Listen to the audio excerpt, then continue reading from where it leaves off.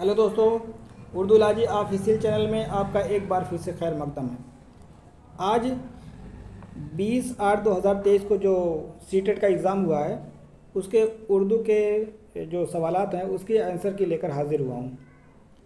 और ध्यान रहे कि ये ऑफिशियल आंसर की नहीं है, ये कयास के तौर पर है। और लेकिन फाइनल आंसर की आप आंसर की आने के बाद ही कंफर्म मानेंगे। ठीक है, इसमें 30 सवाल हैं और जो 15 सवाल पैराग्राफ वाले हैं वो तो एकदम दुरुस्त है और 15 सवाल में कुछ सवाल इधर उधर हो सकते हैं। तो आइए हम आते हैं आज के पहले सवाल पर।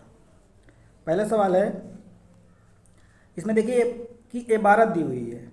सबसे पहले क्या है, इबारत है 106 से लेकर 114 तक, यानी सवाल नंबर 106 से 114 तक एक इबारत दी है, स्टेंजा दिया हुआ है, उसी से छाट करके उसके जवाब को लिखना है। ठीक है, तो हम आते हैं।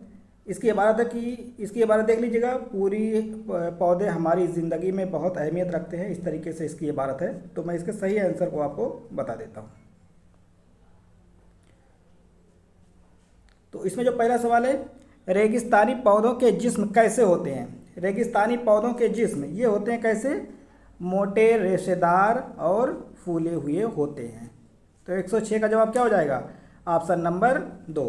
आते हैं अगले सवाल पर, 107 नंबर पर। रेगिस्तानी पौधे अपने जिस्म में कौन सा ज़ख़ीरा रखते हैं। तो इसका जवाब क्या हो जाएगा, ये हो जाएगा ये अपने जिस्म में ग़िज़ा और पानी का ज़ख़ीरा रखते हैं। तो इसका ऑप्शन नंबर 4।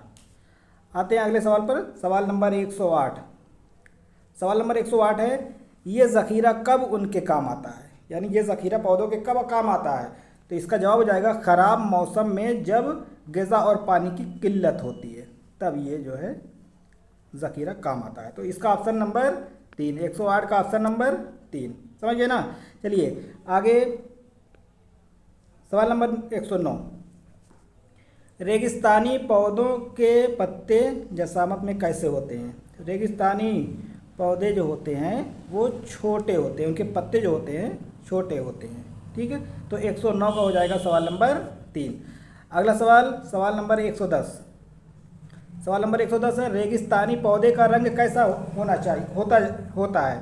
रेगिस्तानी पौधों का रंग कैसा होता है। तो इसका हो जाएगा जवाब स्याही और माइल होता है। ठीक, आते हैं अगले सवाल पर, सवाल नंबर 111।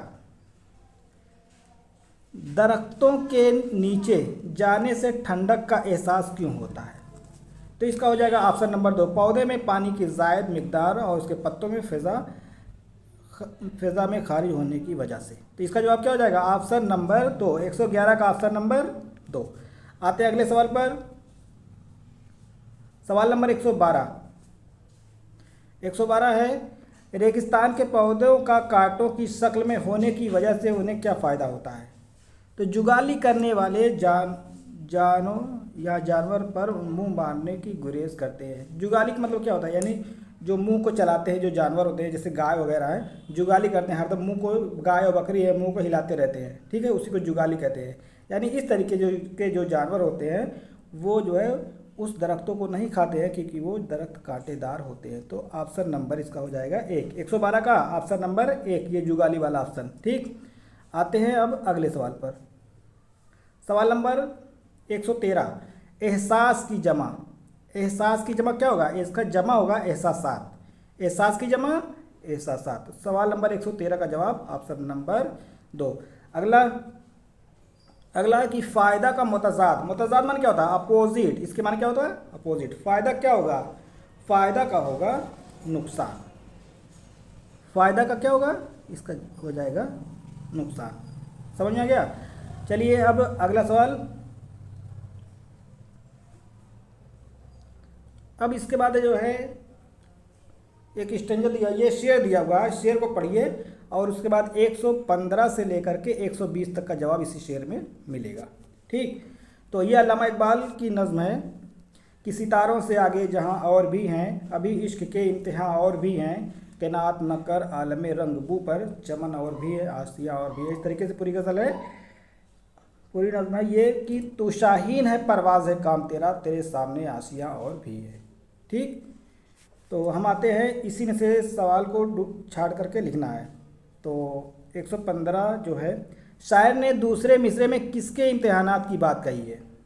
दूसरे मिसरे में अभी इश्क के इम्तिहान और भी हैं। दूसरे मिसरे में क्या बताया है? इश्क के इम्तिहान। तो 115 का ऑप्शन नंबर 2। फिर हम आते हैं अगले सवाल पर, 116 पर। शायर ने किस पर किनात ना करने की बात की है? किस पर? तो इसका जवाब हो जाएगा आलम रंग बू पर। सवाल नंबर 117। 117 है कि शायर ने शाहीन के काम को कहा है। क्या कहा है? कि तू शाहीन है, परवाज़ है काम तेरा। क्या काम है? परवाज़। इसका जवाब क्या हो जाएगा? 117 का 3। और देखिए अगला, शायर किस में उलझ कर ना रहने की बात करता है? इसका जवाब क्या हो जाएगा? रोज़ व शब में। इसका जवाब क्या हो जाएगा? रोज़ व शब। अब अगला सवाल है 119। 119 है कि अगर खो गया एक, इसमें खाली जगह है, अगर खो गया एक नसीमन। इसका क्या जवाब हो जाएगा? नसीमन।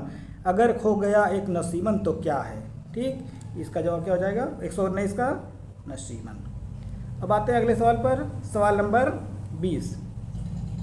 गम का मुतजाद, मुतजाद माने अपोजिट होता है, विलोम। गम का क्या होगा? गम का होगा खुशी, कभी कभी गम। दुख नहीं होगा, दुख का सुख होगा, ठीक है ना। दुख का क्या होता है? सुख। तो गम का क्या होगा? खुशी।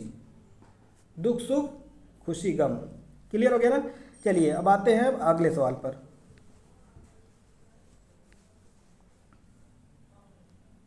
अब ये पेडागोजी से सवाल है 91 से लेकर के 105 तक, ठीक है। तो आपको मैंने पहले बताया कि ये फाइनल आंसर की नहीं है। और एक चीज़ और आप ध्यान रखिए कि सीटेट के जो एग्ज़ाम होते हैं कभी रिपीट नहीं होते हैं, सी ये अवधारणाओं पे होते हैं, ठीक है। तो जो कयासन जो सही है वो मैं आपको बता रहा हूँ और इसमें ज़्यादातर आपके सही होंगे। चलिए आते हैं आज के सवाल नंबर 91 पे। सवाल नंबर 91 है कि मिसाल से मुमासलत रखने वाली हिकमत अमली का इंतखाब कीजिए। उसमें है कि मैं इस ज़बान के इस्तेमाल पर तवज्जो मरकूज़ करता हूँ जिसके बारे में मुझे यकीन हो कि वो दुरुस्त है। तो इसका जवाब क्या हो जाएगा? इसको तकलीद ज़बान कहेंगे, पैरवी ज़बान, ठीक है ना। इसको क्या कहेंगे? पैरवी ज़बान। अगला है सवाल नंबर 92। 92 है दूसरी जमात का तालिब इल्म, यानी कक्षा 2 में पढ़ने वाला, दर्जा 2 में पढ़ने वाला बच्चा दूसरी जमात का तालिब इल्म एक गाना गाता है। सर, कंधे, टखने, अंगूठे, गाना गाते हुए वो जिस्मानी अज़्ज़ा को भी छूता है। उस्ताद किस हिकमत अमली से उन्हें पढ़ा रहा है? यानी जो बच्चा पढ़ रहा है, अपने सर, कंधे, अंगूठे को हिला रहा है, तो क्या है? वो जिस्मानी रद्द अमल कर रहा है, ठीक है ना। वो जिस्मानी रद्द अमल कर रहा है। तो सवाल नंबर 92 का हो जाएगा 94। ये सवाल नंबर 92 का ऑप्शन नंबर 4। क्लियर हो गया ना। अब 92 के बाद हम आते हैं सवाल नंबर 93 पे। 93 तलबा साबका 21 से मुतालिक लफ्ज़ियात के 5 सवालों के जवाबात ग्रुप में तैयार कर रहे हैं। फिर वो दूसरे ग्रुप से सवालात का तबादला कर रहे हैं और सवालों का जवाब देने की कोशिश कर रहे हैं। ये मिसाल किसकी है? स्कूल में 2 ग्रुप बना हुआ है, 5 बच्चे इधर हैं, 5 बच्चे उधर हैं। तो जब सवाल करते हैं एक दूसरे ग्रुप से, तो ये इसमें हो जाएगा हमजोलियों का अंदाज़ा कद्र, ठीक है। क्या होगा? हमजोलियों का अंदाज़ा कद्र। इसका 1 होना चाहिए, 93 का 1। अगला 94 है कि जब उस्ताद मुझे लफ्ज़ या मुहावरे वाला कोई कार्ड देता है तो मुझे बहुत खुशी होती है। पूरी क्लास के लिए मुझे इस पर अदाकारी करनी होती है ताकि तलबा कार्ड पर लिखे लफ्ज़ या मुहावरे के बारे में कयास कर सके। आमोज़गारों के तफसीरों की मदद से उन्हें तरजीहात मालूम हो। इसमें क्या होता है कि बच्चे को काम दिया गया, ठीक है, तो वो एक्टिविटी करेगा। क्या है? इसकी हरकत। इसका जवाब क्या हो जाएगा? जब मैं हरकी माने हरकत, एक्टिविटी हरकी तौर पर शामिल रहता हूँ तो ज़बान सीख लेता हूँ। यानी जब बच्चा एक्टिविटी करता है तो ज़बान सीख लेता है। इसका होना चाहिए 94 का ऑप्शन नंबर 1। अगला सवाल 95। स्कूल जाने वाले तमाम बच्चे अपनी उम्र के मुताबिक ज़बान को बरतने की बेहतर सलाहियत रखते हैं, ठीक है। और फिर है कि लिसानी व सकाफ़ती तनव्वु के बाइस वो अपनी सलाहियतों को बेहतर तौर पर नहीं कर पाते। तो ये भी बात सही कही गई है। तो सवाल है कि दर्ज झेल मुतबादिल में मौजूद तरीन का इंतखाब कीजिए। तो ये दोनों चीज़ें सही है, ठीक है, ये दोनों सही है। ऑप्शन नंबर 2 है, अलिफ और बे दोनों सही है, और बे अलिफ की सही तौज़ीह यानी वजाहत कर रहा है। तो इसका जवाब हो जाएगा ऑप्शन नंबर 2, ठीक है। चलिए आते हैं अगले सवाल पर। 5वीं जमात का माजिद वो अपने उस्ताद, दोस्त, यहाँ तक कि 2 साल के बच्चे से भी मुख्तलिफ अंदाज में बात करता है। उसकी इस खुसूसियत को क्या कहते हैं? यानी सबसे अलग अलग तरीके से अंदाज, ये उसके बोलने का अमल है। क्या है? इसका जवाब होना चाहिए बोलने का अमल। तो ये 96 हो गया। और फिर हम आते हैं 97 पर। सवाल नंबर 97। एक माँ देखती है कि उसका बच्चा बाज़ औक़ात यानी ऐसी बात करता है जो उसने किसी बालिग को या उसके भाई बहनों को करते हुए कभी नहीं देखा। वो तज़ब्ज़ुब माने कसमकस, वो तज़ब्ज़ुब में पड़ जाती है कि क्योंकि उसका मानना था कि बच्चे अपने ख़ानदान और आसपास के लोगों की नकल करके ज़बान सीखते हैं। उसका ये मानना किसके मुताबिक है? जैसे छोटा बच्चा है और वो जो है कभी कभी वो बहुत बड़ी बड़ी बातें करने लगता है। आम तरीके से छोटे बच्चे होते हैं, तो अब उसकी माँ अचंभे में पड़ जाती है कि ये माजरा क्या है, ठीक है। तो ये किस चीज़ की खुसूसियत है? ये जो है मुकामी असरात उस पर होते हैं, मुकामियत है, ठीक। आसपास के लोगों पर नकल कर से उसकी माँ का मानना है कि बच्चे जो ज़बान सीखते हैं अपने ख़ानदान और अपने आसपास के लोगों से नकल करके सीखते हैं, अपने मुकामी लोगों से। तो इसका जवाब क्या हो जाएगा? तो इसका जवाब होना चाहिए 97 का ऑप्शन नंबर 2। चलिए आगे आते हैं सवाल नंबर 98 पर। बच्चे में आगे चलकर अकादमिक महारतों को बुनियाद फराहम करने वाली रस्मी ख्वानगी की तालीम शुरू होने से पहले फ़रोग़ पाने वाली महारतों को क्या कहते हैं? ठीक है। तो इसमें जैसे ही पूछा ये है कि बच्चे में आगे चलकर एकेडमिक जब पढ़ाई करता है बच्चा, तो उसके पहले की बात होती है। एकेडमिक की बुनियाद फराहम करने वाली रस्मी ख्वानगी की शुरू करने से पहले, यानी जब एकेडमिक कर चुका है उसके पहले, यानी शुरुआती यानी बेसिक की बात कर रहा है। तो इसमें हो जाएगा नई ख्वानगी, यानी नई चीज़, शुरुआती, इसको कहते हैं बुनियादी। जब बच्चा दरसी स्कूल में नहीं पढ़ता उसके पहले की बात हो रही है। तो इसका जवाब हो जाएगा, इसका जवाब होना चाहिए नई ख्वानगी, ठीक है ना।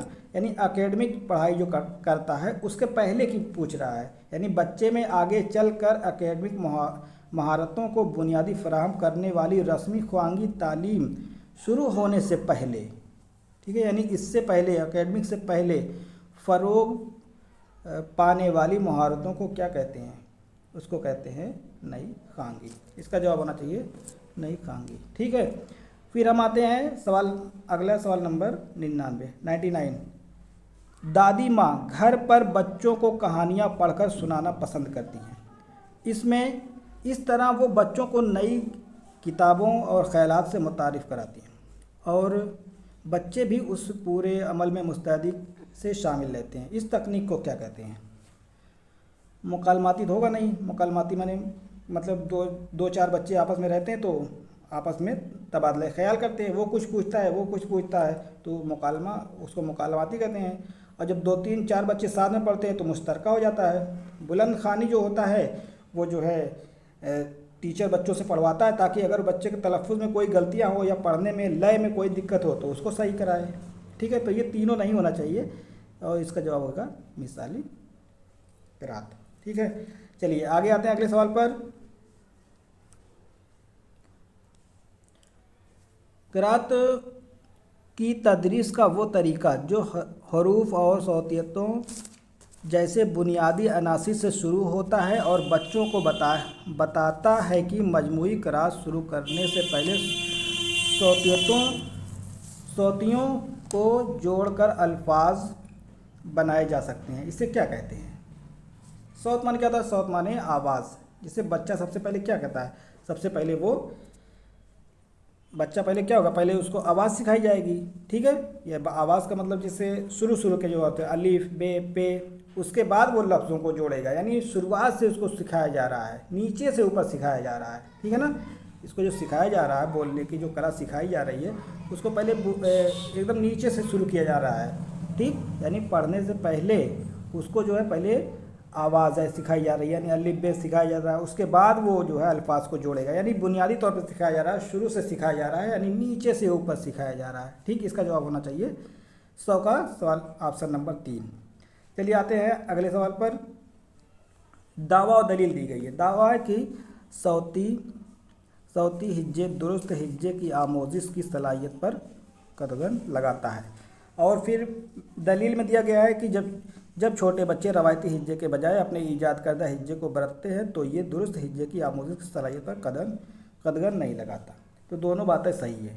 ठीक, ये दोनों बातें सही है, तो इसका जवाब हो जाएगा कि अलिफ और बे दोनों सही है और बे अलिफ की सही तौज़ीह है। तो ऑप्शन नंबर इसका हो जाएगा 2। ठीक, यहाँ तक पहुँच गए हम। फिर हम आते हैं अगले सवाल पर, सवाल नंबर 102। सवाल नंबर 102 है कि नई ज़बान की आमोजिश के वक्त तलफ़्फ़ुज़ के मुनफरिद उसूलों के बाइस बहुत से तलबा अक्सर एतमाद की कमी होती है। इस पर काबू पाने का तरीका क्या है? इस पर काबू पाने का क्या तरीका है कि क्लास में ऐसे खेल की शक्ल में सरगर्मियाँ अंजाम दे जिसमें ज़बानी तामुल शामिल हो। तो इसका जवाब हो जाएगा ऑप्शन नंबर 3। अगला सवाल है सवाल नंबर 103। तीसरी जमात का उस्ताद आमोज़गारों के नए अल्फाज देता है। दर्ज झेल में से कौन सा तरीका नए अल्फाज दर्ज कराने के लिए सबसे ज़्यादा मौजू और मौसर है? तो इसका जवाब क्या हो जाएगा? उस्ताद को अल्फाज के साथ उन मुतज़ाद अल्फाज भी बताना चाहिए और उनकी ज़बान में मुआनी भी बताना चाहिए। ठीक, तो इसका ऑप्शन नंबर 2 होना चाहिए। और देखिए सवाल नंबर 104। ज़बान की आमोजिश यानी ज़बान सीखने में महारत होती है। अगला सवाल है कि पढ़ने के तरीके। ठीक है, 105 में इसको ध्यान से देखिए। 105 का जो है सवाल थोड़ा लंबा है, लेकिन मैं इसका जवाब बता देता हूँ। 105 पढ़ने के तरीके में पेश गोई। यहाँ से देखिए इसका जवाब हो जाएगा ऑप्शन नंबर 1। क्या हो जाएगा? ऑप्शन नंबर 1, ये वाला। ठीक है, वीडियो पसंद आई तो लाइक करें, और अगर किसी सवाल में कोई कन्फ्यूज़न हो तो कमेंट करें, और किसी सवाल का और क्लियर जवाब मुझे मिल जाएगा तो मैं उसको कमेंट बॉक्स में डाल दूंगा, आप लोग वहाँ पे देख लीजिए। और एक चीज़ और देखिए कि ऑफिशियल आंसर की नहीं है, ऑफिशियल आंसर की आने के बाद ही आप अपना 100% सही मानिए। फिलहाल ये मिलाने के लिए इतना काफ़ी है, 1-2 सवाल इधर उधर हो सकते हैं। ठीक है, जो गलतियाँ होगी या कुछ सवाल और मिलेंगे जिसके जवाब मैं उसको कमेंट बॉक्स में डाल दूँगा, वहाँ से आप फिर देख लीजिएगा। ठीक, अस्सलाम वालेकुम।